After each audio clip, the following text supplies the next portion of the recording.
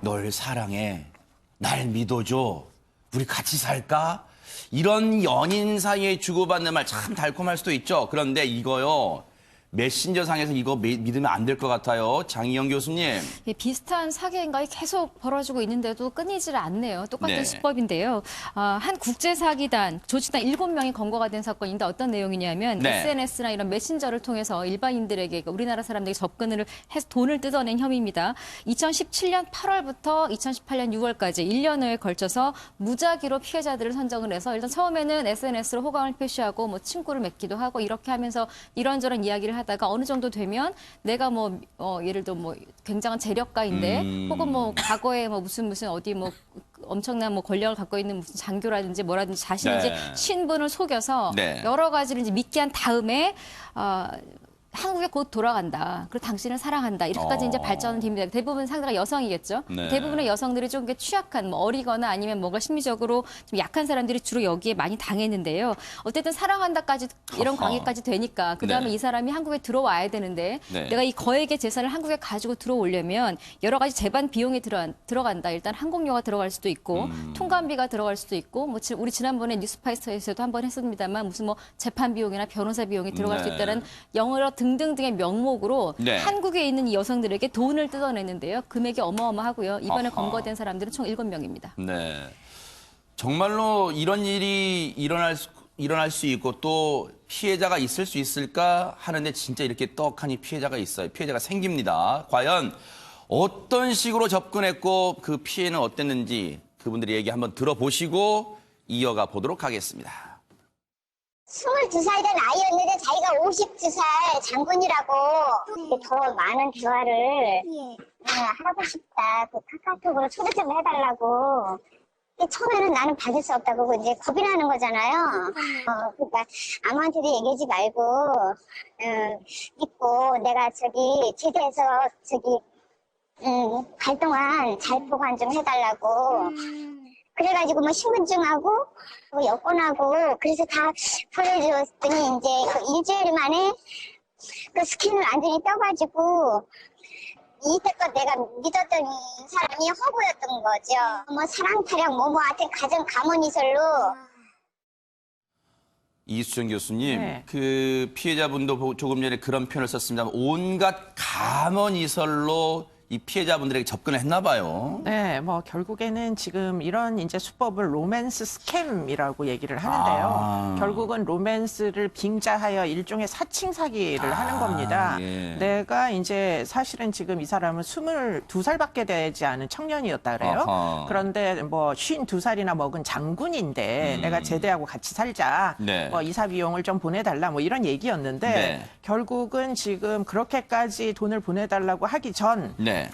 짧게는 2주, 길게는 몇 달 동안 대화를 나누면서 아주 네. 은밀한 사적인 관계인 양 네. 신뢰관계를 구축했던 것 같습니다. 네. 그래서 결국에는 믿을 만한 사람이라는 판단에 이르게 돼서 결국에는 사칭, 사기, 피해를 당한 것이죠. 네. 이런 사건 전해드릴 때마다 늘 저희가 궁금했던 게 최명규 원장님, 이 피해자분들은 그러면 이런 대화를 주고받고 메시지를 나누면서 뭔가 이상한 낌새 같은 건 눈치채지 못했을까요?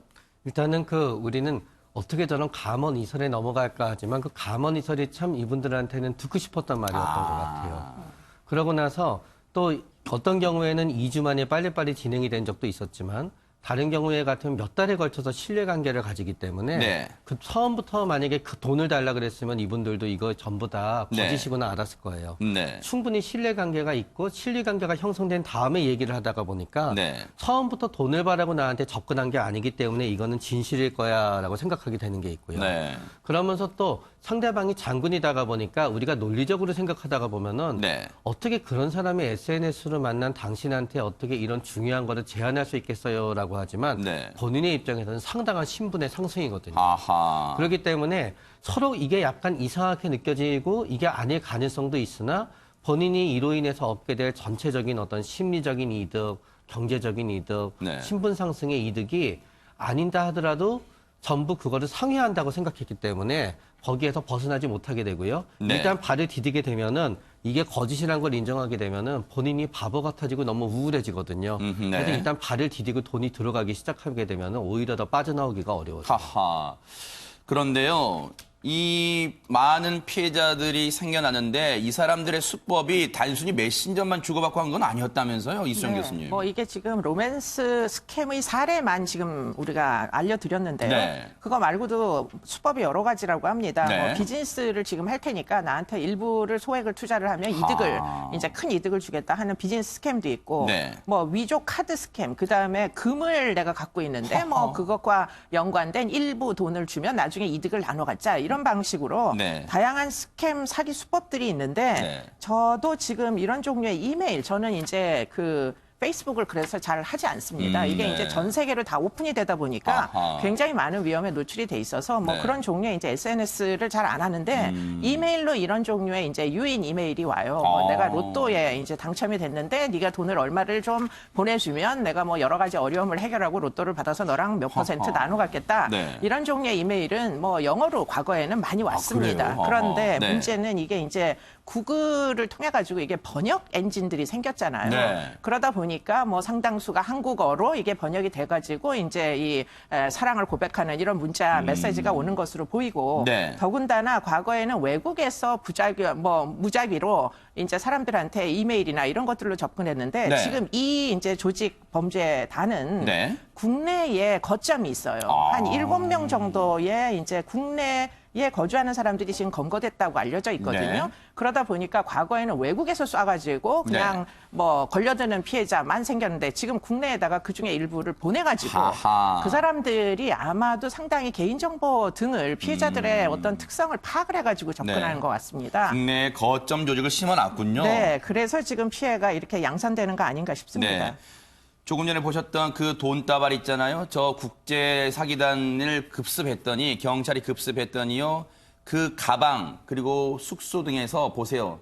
저런 돈 뭉치가 막 쏟아져 나와요. 저게 다 선량한 피해자분들에게 다 가머니설로 꼬셔서 유혹해서 뜯어낸 돈입니다. 그런데 장희영 교수님, 사기 행각이 당할 만큼 피해자도 어마어마할 것 같습니다. 어마어마할 텐데 일단 밝혀진 규모 이게 근데 아까 최명기 원장님 말씀하셨지만 피해를 당하고도 말을 못하는 사람들도 있고 더 많은 피해자가 있을 것으로 예상됩니다만 현재까지 밝혀진 피해자가 국내에서 총 23명이고요. 네. 30대에서 50대까지 피해자의 나이층도 아하. 상당히 많이 분포되어 있었습니다. 네. 아마도 앞서 외로운 마음 뭐 이런 것들을 이용하기도 했겠습니다만 또 워낙 이 사람들이 내가 거액의 재력가다 그리고 단순하게 속인 게 아니라 돈을 먼저 보내달라로 끝낸 게 아니라 내가 이 거액을 너에게 보낼 테니 그 보내는데 필요한 경비를 얼마를 달라 이런 식으로 얘기를 했기 네. 때문에 어쩌면 또 피해자들이 그 말을 또 믿고 더 크게 사기를 많이 당하지 않았나는 생각이 들고요. 저기 아마 또 돈을 인출한 장면 같아요. 네. 예, 문제는 이제 말씀하시는. 금액인데 파악되지 못한 피해까지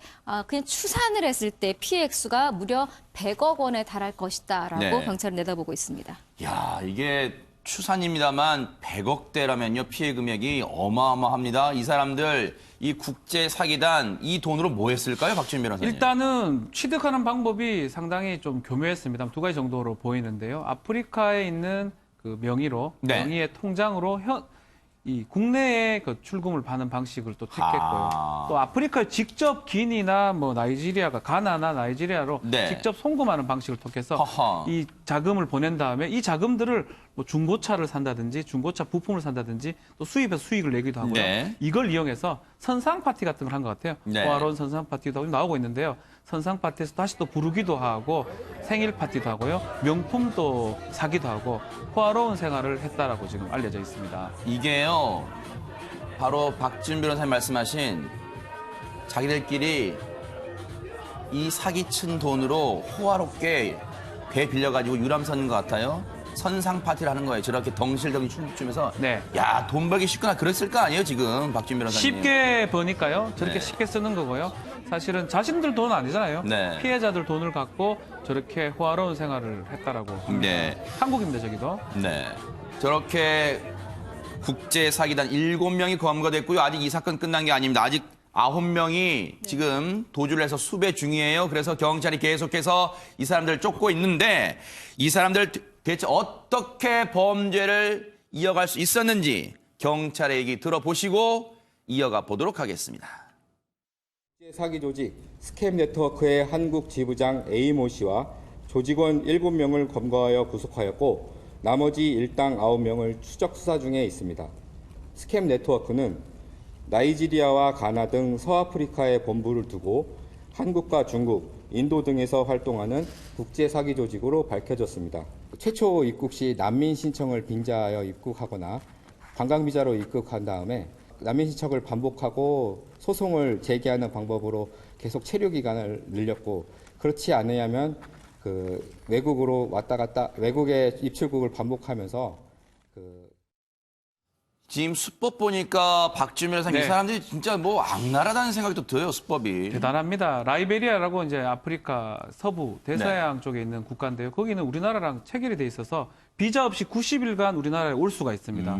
그래서 90일 있다가 만약에 이 무입국이 무자격이 된다 그러면 네. 난민 소송을 걸어가지고 또 체류 자격을 받고요. 지게 되면 다시 갔다가 다시 돌아오고 네. 그런 식으로 제가 범죄를 계속 저질렀고 네. 아마 이런 우리나라 법 체계 같은 것들을 좀 잘 네. 알고 있었지 않을까. 소송을 완전히 자유자재로 제기를 했던 것으로 알려졌습니다. 네. 점점 이 피해자들이 늘 것 같아서 걱정이 되는 부분이 하나 뭐냐면 지금 말씀하신 대로 예전에는 그냥 영어로 메신저를 보내거나 그냥 번역된 어설픈 얘기가 네. 맞다면 이제는 이 국제 조직단이잖아요. 그리고 한국에 지부가 있어요. 그러니까 국제 본부가 있고 각 전 세계에 지부가 있다 보니까 네. 한국 지부에 있는 사람들은 또 한국 일들도 포함돼 있거든요. 아무래도 개인 정보를 더 쉽게 접할 수 있고 네. 한글을 알다 보니까 SNS 들어가면 그 사람들의 일상이나 쭉 이런 것들을 볼 수 있기 때문에 취약점을 노릴 수가 있다는 네. 단점이 있어요. 이 사람들 딴에는. 그러다 보니까 점점 더 수법이 진화되지 않나 하는 생각이 들고 네. 더 조심을 좀 해야 될 것 같습니다. 모두가. 이 사람들 일단 7명은 검거했고 9명은 수배예요. 박준 변호사님, 이 사람들 어떤 혐의로 처벌할 수 있어요? 예, 외국인이지만 한국에서 범죄를 저질렀기 때문에 속지주의가 적용이 되고요. 우리나라에서 했던 범죄